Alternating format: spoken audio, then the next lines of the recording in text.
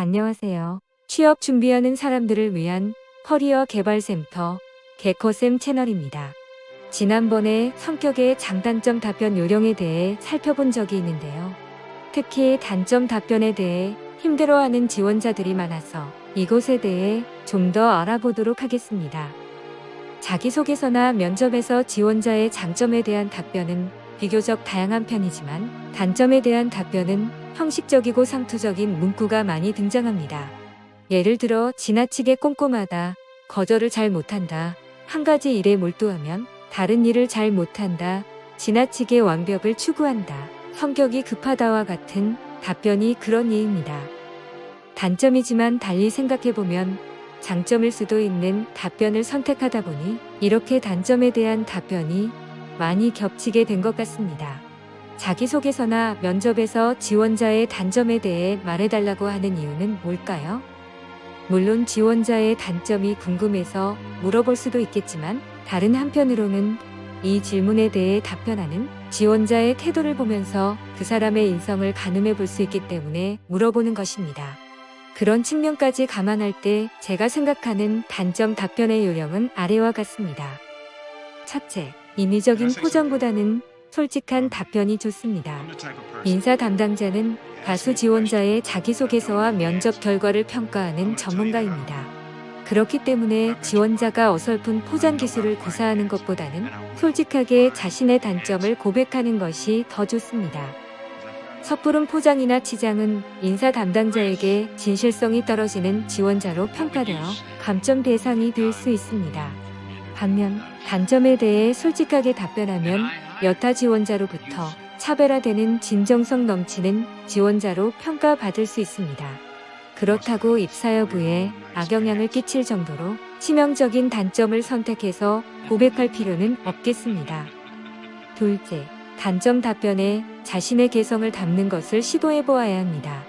단점 또한 내 성격의 일부입니다. 단점에 관한 글을 쓰면서 자신의 치부를 숨기기 위해 노력하는 것보다는 자신의 또 다른 개성을 보여주는 기회로 활용하는 것이 좋습니다.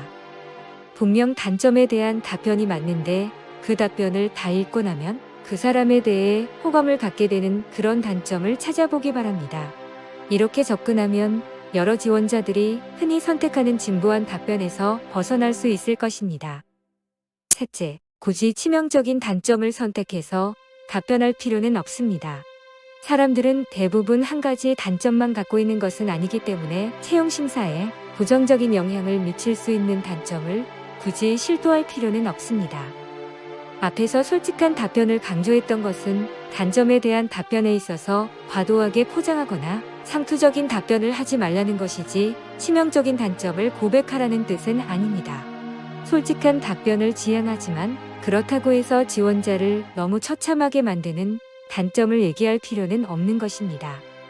끈기 부족, 대인 기피, 극심한 감정 기복, 스트레스에 대한 내성 미약, 충동적 성격, 우유부단, 의욕상실 등이 단점 답변에서 피해야 할 치명적 단점의 예입니다. 넷째, 단점 극복을 위한 노력이나 과정도 차별화를 시도해야 합니다. 단점 극복을 위해 노력하는 과정에 대한 묘사도 지원자별로 비슷비슷한 경우가 많습니다. 아마도 이 부분에 대해 답변할 때 깊은 고민 없이 생각나는 대로 글을 쓰기 때문에 그럴 것입니다. 자기소개서나 면접 준비 과정에서 답변 내용을 한 번 더 검토하면서 다른 지원자들도 흔히 쓸 수 있는 상투적인 내용은 아닌지 따져보는 것이 좋습니다. 이제 단점 답변의 사례를 진부한 답변과 특이한 답변으로 나눠 살펴보겠습니다. 진부한 단점 답변 사례. 저는 꼼꼼한 성격으로 완벽한 일 처리를 위해 노력합니다.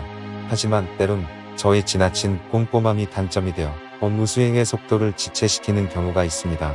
그래서 저는 신속한 의사결정을 위해 오류 체크하는 횟수를 2번으로 한정하는 등의 노력을 하고 있습니다.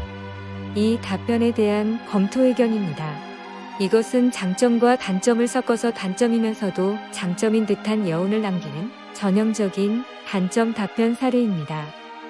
그렇기 때문에 자신의 단점을 솔직하게 답변한 것으로 평가받기는 어렵습니다. 게다가 지나치게 꼼꼼한 성격이라는 단점을 선택했기 때문에 다수의 지원자를 상대하는 인사 담당자에게는 전형적인 상투적 답변으로 보일 것입니다. 진부한 단점 답변 사례 하나 더. 저는 성격이 너무 급해서 엉뚱한 실수를 하는 경우가 많습니다. 일을 할 때 데드라인이 다가오면 마음이 급해져서 허둥지둥 대다가 실수를 하는 경우가 종종 있었습니다. 이런 단점을 보완하기 위해 일을 맡으면 먼저 계획부터 세우고 체크리스트를 만들어 세세한 것까지 챙기는 습관을 길렀습니다. 이 답변에 대한 검토 의견입니다.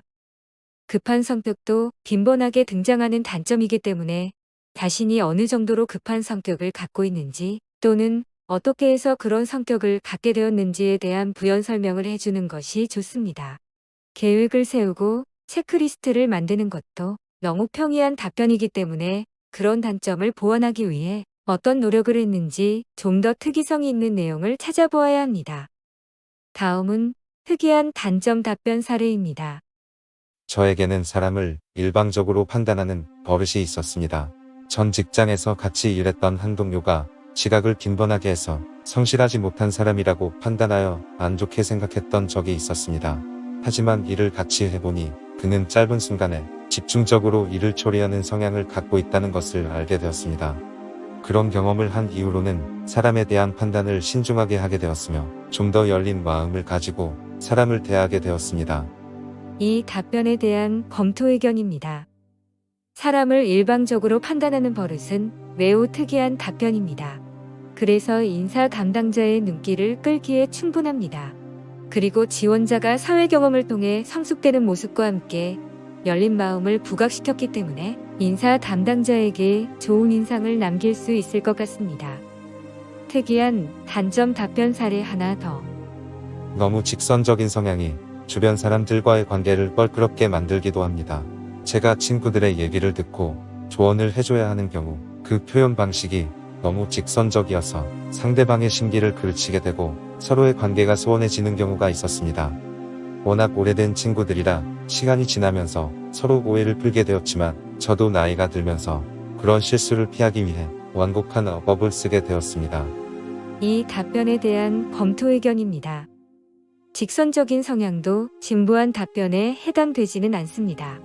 그리고 직선적인 어법과 완곡한 어법은 각각 일장일단이 있는 것이기 때문에 어느 쪽도 선 또는 악으로 규정할 수 없는 그야말로 취향의 차이일 뿐입니다. 충고를 듣는 사람 입장에서도 완곡하게 얘기해주는 것보다 화끈하게 얘기해주는 것을 더 좋아하는 사람들도 있을 테니까요. 이것이 앞에서 말씀드린 단점 답변에 자신의 개성을 담아주는 사례라고 볼 수 있습니다.